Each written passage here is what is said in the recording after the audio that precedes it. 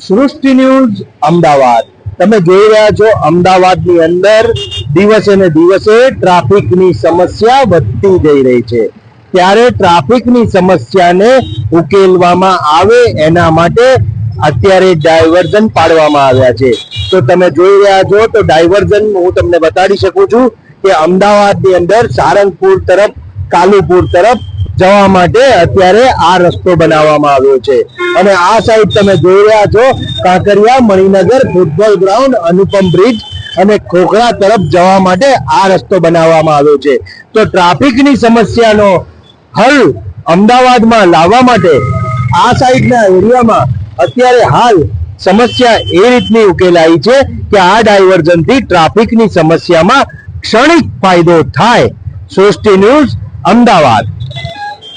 આપણે જાહેર જનતાને પ્રશ્ન કરીએ કે આ રસ્તો બંધ કરવાથી શું ફાયદો થયો છે અને શું ગેરફાયદો થયો છે તો હું તમારી જોડે વાત કરીશ કે આ રસ્તો જ્યારે બંધ કરવામાં આવ્યો ત્યારે આ રસ્તો બંધ કર્યા પછી શું ફાયદો થયો છે।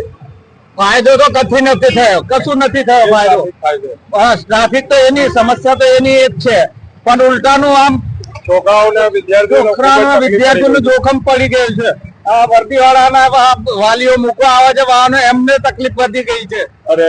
લાલ બસ બધી નીકળે છે। હા વન રસ્તો છે અહીંયા સ્કૂલ પાસે જે ટ્રાફિકની સમસ્યા હતી સાંજે 5 વાગે પછી બહુ ખૂબ જ ટ્રાફિકની સમસ્યા હતી ને અહીંયા કોઈ 4 રસ્તા ઉપર કોઈ બી પોઈન્ટ રહેતો નહીં હતો એના કારણે જામ થતી હતી।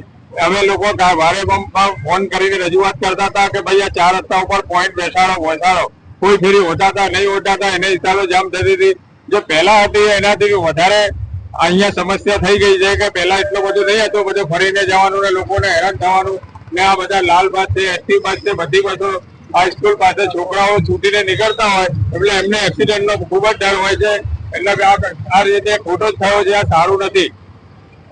તો જાહેર જનતાની અંદર ઘણો એવો રોષ પણ છે અને કદાચ એવું પણ છે કે ઘણા ટ્રાફિકની સમસ્યાનો હલ પણ છે તો આપણે જોઈએ ફરીથી સૃષ્ટિ અમદાવાદ।